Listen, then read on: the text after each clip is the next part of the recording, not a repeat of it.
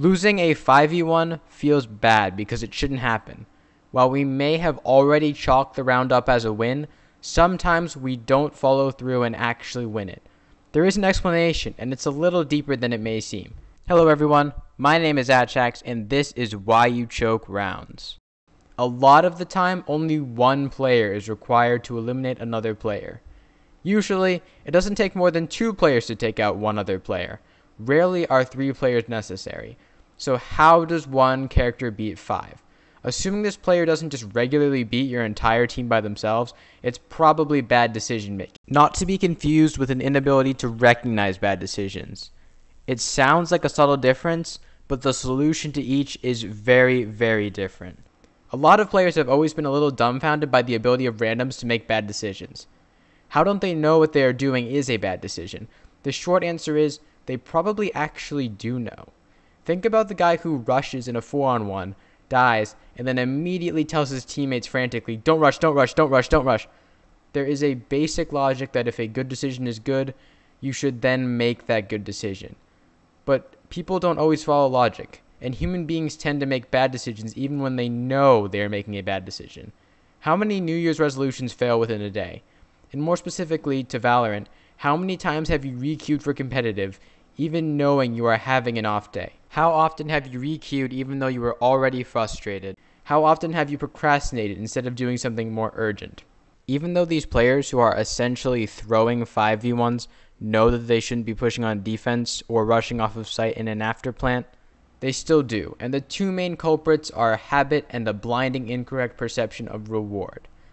By habit, I mean they rush every time, and so they zone out and just rush and die when the opportunity presents itself, because they have zoned out and rushed and died 500 times before.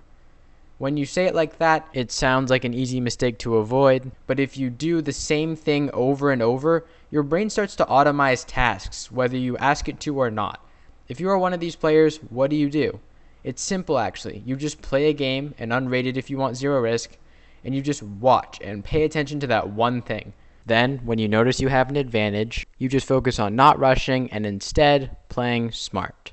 A high majority of the time, rushing is the most common error. Doing this, you start to break the bad habit and begin a new one.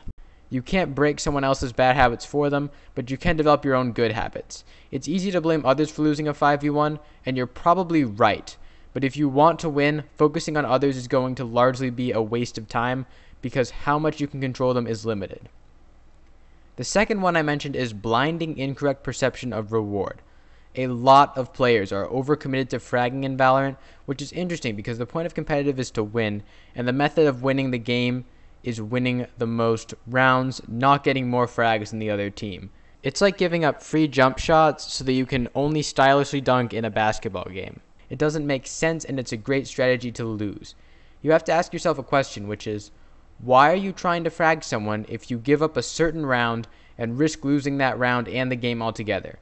If you're doing it because you think it'll make you rank up faster, the developer said that rounds are the most important, so losing a round is worse for your rank than not getting a frag. Getting a frag feels rewarding. A lot of gamers are hardwired to just try to frag from a lot of other games, but you have to override that if you want to be the best Valorant player you can be. I would say this is one of the things that sets high-ranking players apart from low-ranking players.